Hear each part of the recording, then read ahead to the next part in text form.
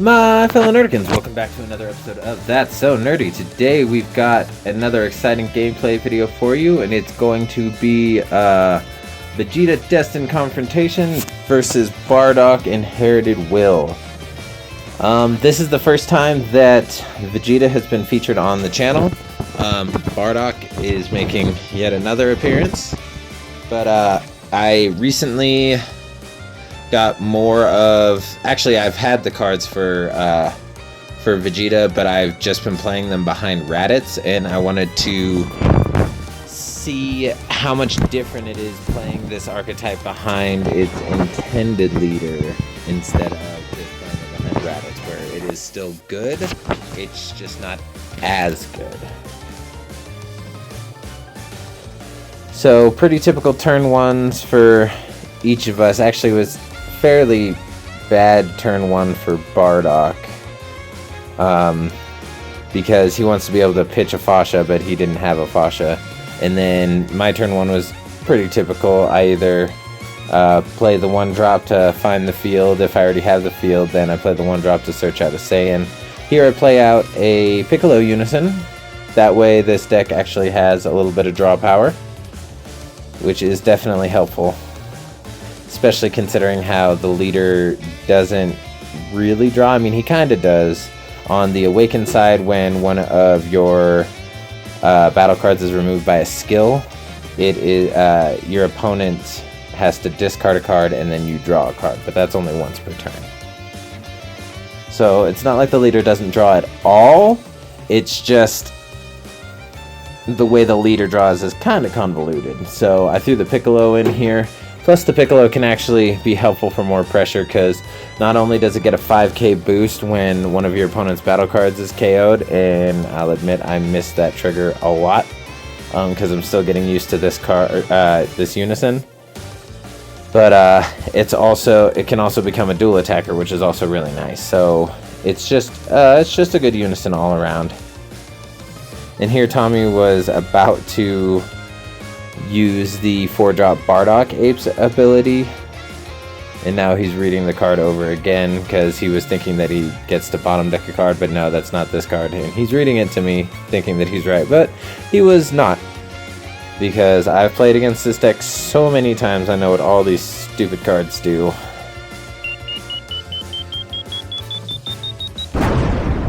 So Tommy's gonna go ahead and awaken, since he has the character names, or not character names, card names present in order to do so. And here I'm going to awaken because Vegeta can awaken once my opponent is awakened, and he actually doesn't have to take down any of his life in order to do so. But I'm not trying to combo out, so I go ahead and take the damage. He tries to play out the Tora, and I Frieza to get rid of it, which is really nice. There is a misplay later in the game, and I will bring it up when it pops up.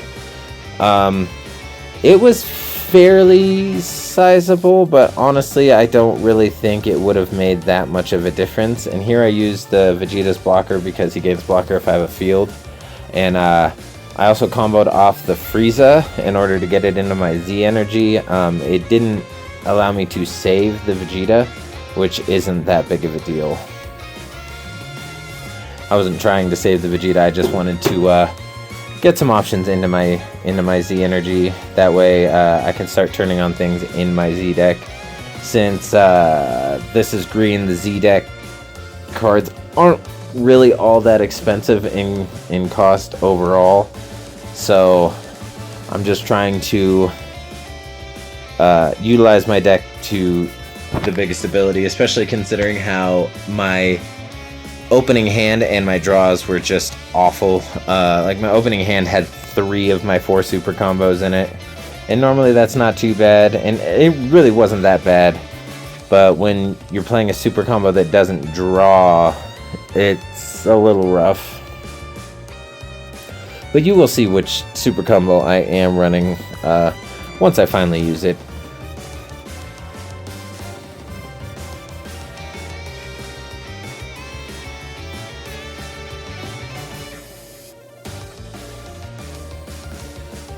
So he goes ahead and charges a Final Flash, tries to swing in with Double Striker, and I go ahead and Bupo that to shut down any attacks unless he wants to start pitching cards from his hand. And he's thinking that he wants to save as many cards in hand as possible because this is technically a hand control leader and a hand control deck. I'm just not seeing any of my hand control pieces, which makes it tough, I'm not gonna lie. Which is why right here I start digging through my Z deck. Go ahead and plus up on the Unison to draw a card, see if that changes the situation at all. It did not. It was such a rough game for, honestly, both of us. We weren't really seeing any of our good stuff. So I went ahead and popped the Frieza out of my Z energy and pay 2 to play the Frieza Z battle card to KO his Double Striker. He does counterplay it and tap it down, which was smart on his end because he doesn't have to deal with a double strike swing now. But at the same time, I really just wanted to get rid of that Double Striker because if I can keep his pressure down, it really helps against this Bardock, because this Bardock is really good at applying pressure. So if I can keep his board presence down, then I have a fair chance. If I let his board presence go, then this deck can just steamroll. Especially with the Unison choice that he's playing in the current build. That one right there. But he decides that it's not really beneficial for him because he's seeing most of his apes anyway, and that does search out apes. It also does allow you to play a 4-drop ape from your hand with its minus ability, but he doesn't really do that. So I go ahead and Frieza again, since I haven't done it this turn.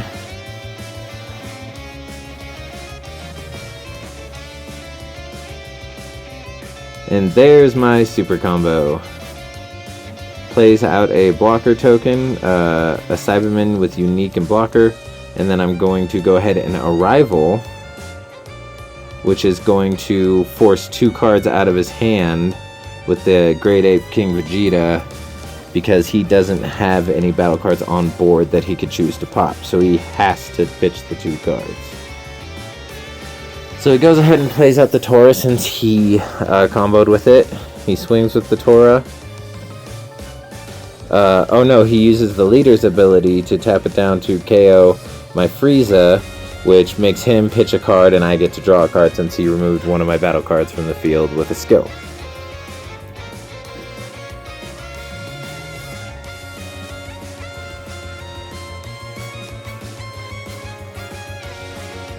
And right now he's saying how he wished he could have gotten the Ape King Vegeta, but honestly, the Double Striker was probably better for him to take out because the Ape King Vegeta doesn't apply as much pressure.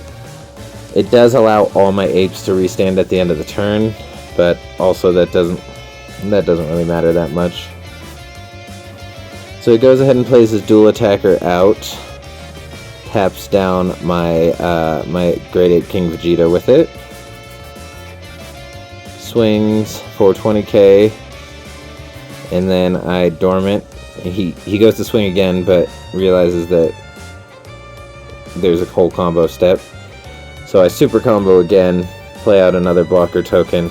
So I'm able to, I combo out of the first attack and then I block the second attack, which causes him to pass his turn. Now here coming up is actually where the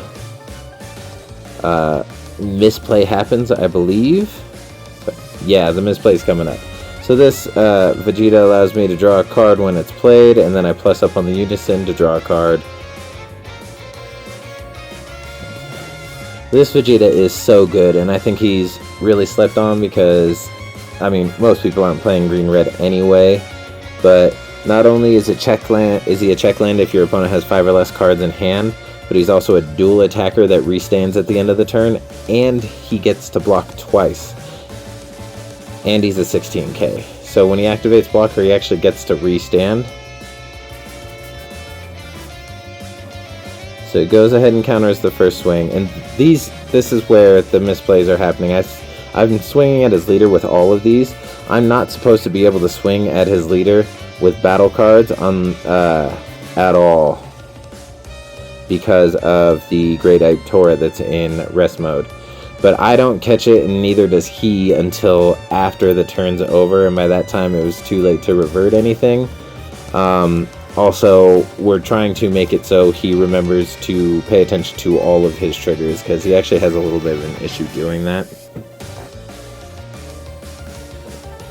So here I'm just going with some swings, trying to get some more damage through. Here he combos out, and then I pass turn, and here's where he realizes that I wasn't supposed to be able to swing into his leader with my battle cards. But as the owner of that card, it's his responsibility to make sure that that ability is being paid attention to. So here he becomes a little flustered, understandably so, because he has a hard time remembering his triggers sometimes. So I activate Vegeta's blocker, and then I play King Vegeta's surprise attack to give it plus 10k in revenge for the turn, which is going to kill his ape. And here he's extra frustrated, and then I block again with my Revenger. And here I actually make another mistake.